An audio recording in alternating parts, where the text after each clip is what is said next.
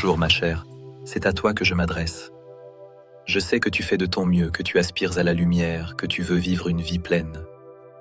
J'ai moi-même parcouru un long chemin et je connais chaque ombre à laquelle tu fais face maintenant. Aujourd'hui, je veux te dire comment vaincre l'esprit de jugement. À l'époque, cette connaissance m'a profondément changé. Lorsque j'ai enfin arrêté le jugement, des choses étonnantes ont commencé à se produire avec moi. Je me réveillais facilement le matin, toute l'énergie dépensée dans la critique m'est revenue, la paix et le calme sont apparus en moi. Les gens autour de moi ont commencé à se sentir bien en ma présence. Mes amis ont partagé qu'il est devenu plus facile de communiquer avec moi, et mes relations avec mes proches se sont améliorées. Et toi, penses-tu être habité par l'esprit du jugement? Pour le savoir, regarde cette vidéo jusqu'au bout et nous ferons ensemble un petit diagnostic.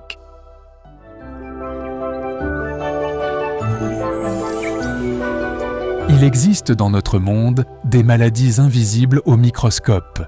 Elles ne touchent pas directement les organes, mais détruisent quelque chose de plus important, notre âme. Aujourd'hui, nous allons examiner l'une des infections mentales les plus contagieuses et destructrices, l'habitude du jugement.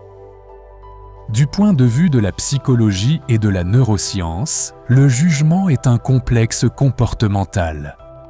Pour faire simple, les chamans l'appellent l'esprit du jugement. Ce pathogène se nourrit de 3 substances: critique, revendication et insatisfaction permanente. Comment cette maladie se manifeste-t-elle? Quels sont ses symptômes? Sentiment d'injustice totale autour de soi. Le patron est idiot, les lois sont stupides, le gouvernement agit soi-disant pour nous nuire. Cet état est une forme de refus de la volonté de Dieu et une protestation intérieure contre la réalité elle-même. Consommation volontaire de pollution informationnelle.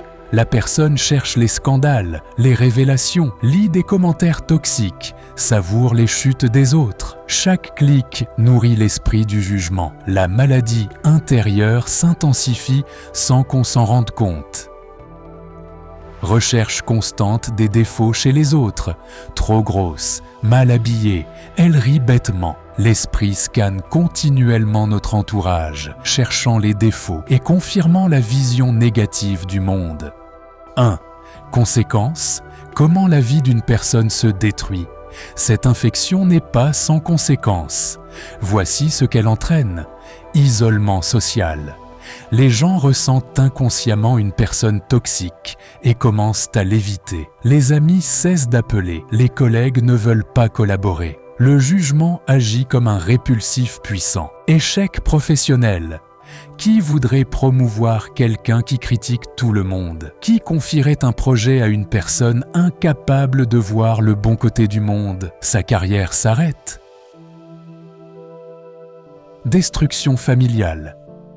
L'insatisfaction et la critique permanente tuent l'amour et le respect. Les proches deviennent les cibles principales du jugement. Vide intérieur et dépression. En jugeant continuellement les autres, la personne épuise son énergie psychique. Elle reste seule avec son côté malveillant et malheureux. Diagnostic. Comment savoir si vous êtes infecté? Pose-toi des questions honnêtes. Ton dialogue intérieur tout au long de la journée est-il plus critique ou reconnaissant? Te surprends-tu à ressentir de la satisfaction malveillante devant l'échec de l'autre plutôt que de la compassion? Ressens-tu une irritation physique en voyant les succès des autres ou un comportement que tu juges incorrect? Si la réponse est « oui », alerte.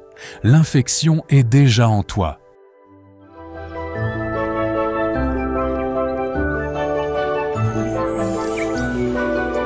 Lorraine était organisatrice d'événements spirituels pour femmes. À 40 ans, elle en paraissait 25. Sa peau brillait, ses yeux diffusaient une lumière douce. Son sourire faisait se retourner les passants.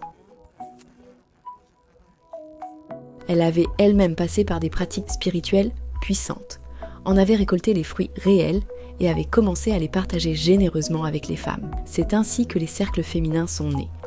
Les femmes se joignaient instantanément. Elles voyaient un résultat vivant devant elles et la suivaient. Bientôt, ces événements rassemblaient 50 à 100 personnes par session. La salle était pleine de lumière, d'amour et de confiance. Grâce au fait qu'elle était un guide de l'énergie lumineuse, une fraîcheur et une chaleur émanaient maintenant d'elle, et les gens venaient naturellement. Dites-moi, où trouvez-vous ce pouvoir ? Les hommes tombaient amoureux, les femmes voulaient lui ressembler, les enfants couraient pour la serrer dans leurs bras. Puis, tout a changé. Au début, c'était à peine perceptible. On dirait que c'était une légère fatigue quotidienne, une petite offense, comme celle que toute personne donnant beaucoup peut ressentir. Je mets tant d'énergie. Et c'est comme si personne ne me voyait, ne m'appréciait. Pensée familière, n'est-ce pas ? D'abord, cette pensée venait rarement, puis de plus en plus souvent. Ensuite, elle a commencé à justifier tout. Une petite fissure dans le cœur, par laquelle le poison du jugement s'est infiltré silencieusement. Et voici ce qui a suivi. Lorraine a commencé à critiquer une autre organisatrice, également leader en ville. Elle jugeait constamment comment elle menait ses séances, soulignait ses côtés négatifs et disait à tout le monde que ses propres séances étaient bien plus intéressantes et meilleures. De plus, Lorraine critiquait souvent les séminaires. L'horaire changeait constamment. Les présentations des tuteurs n'étaient plutôt pas bonnes, ou les événements étaient mal organisés. Les participants quittaient les séances épuisées avec la tête lourde et un goût amer dans l'âme. À la séance suivante, l'envie de revenir avait disparu. Le groupe a fini par se dissoudre. Sur 100 personnes, il ne restait plus que 5 à 7 qui venaient par culpabilité ou peur de trahir l'enseignement. Personne n'aidait. Personne n'invitait de nouvelles femmes. La salle, où autrefois chantaient les anges, était maintenant imprégnée de peur et de lourdeur.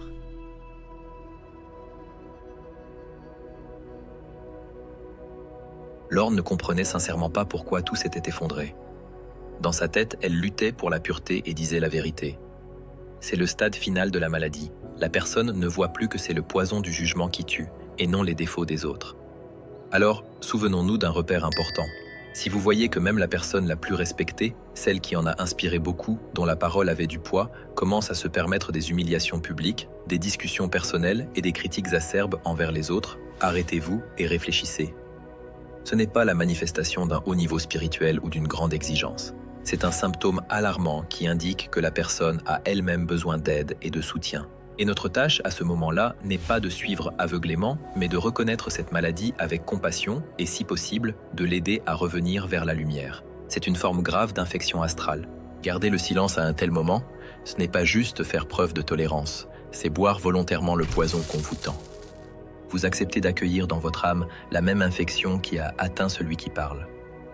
Et cette infection ne restera pas sans conséquence. Elle vous empoisonnera de l'intérieur, tuant votre propre capacité à la confiance, à l'amour et à la pureté. Informez les guides de force, isolez la source de la contagion. Ne sauvez pas seulement le groupe, pas seulement vous-même. Sauvez l'âme de celui qui est déjà malade et qui ne le voit pas lui-même. Car tant qu'il reste ne serait-ce qu'une étincelle d'espoir en une personne, on peut encore la sauver. Mais le poison tue vite et sans pitié. La véritable force spirituelle se manifeste dans la capacité à élever les autres, et non dans le désir de leur montrer leur prétendue insignifiance. Savoir discerner ces choses est la clé d'une communauté saine. « 3. Traitement. Protocole de nettoyage. Cette maladie ne peut pas être combattue par la personne infectée elle-même. Elle ne peut pas être écrasée par la volonté. Il faut une autre source d'énergie, plus puissante. Nous avons diagnostiqué la maladie et identifié sa cause. Mais tout traitement efficace exige non seulement de la compréhension, mais aussi des actions quotidiennes simples. L'antidote au poison du jugement est la pratique consciente de la gratitude. Cela ne demande pas des heures de méditation, cela peut se faire ici et maintenant. Pratique. Vaccin de gratitude. Elle peut se faire partout, dans les transports, dans une file, pendant le café du matin. Au cours de la journée, pose-toi mentalement 3 questions simples et trouve des réponses. Pourquoi puis-je dire merci à cette journée ? Quelle qualité puis-je remarquer en moi ? À qui puis-je envoyer mentalement ma gratitude ? Il n'est pas nécessaire de chercher quelque chose de grandiose. L'important est l'acte lui-même, réorienter l'attention des irritations vers les cadeaux présents dans notre vie. Et chaque fois, remercie l'univers pour toutes les situations qui se produisent pour toi. Prévenir l'épidémie.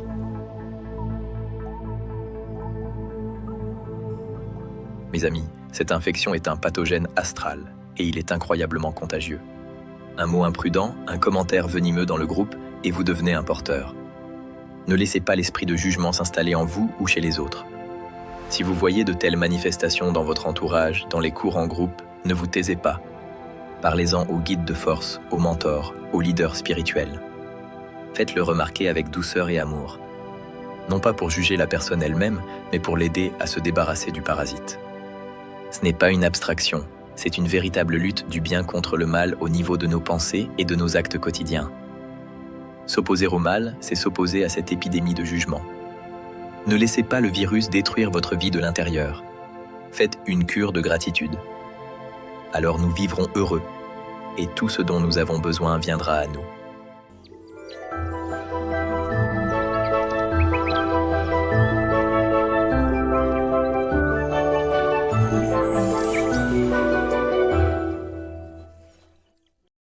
Pendant cette période extrême, où le destin de la planète entière est en jeu, il est très important que la connaissance des anges et des esprits de lumière se propage le plus rapidement possible à travers le monde et atteigne des milliers de personnes.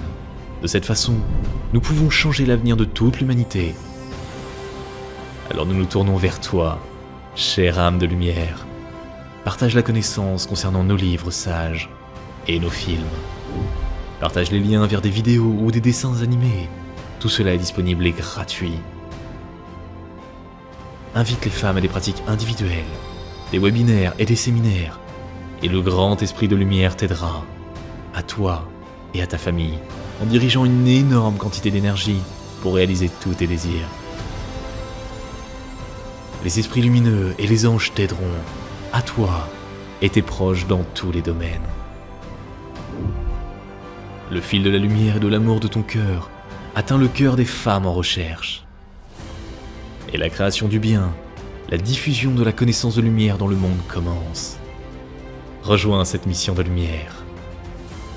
Aide les gens et Dieu t'aidera.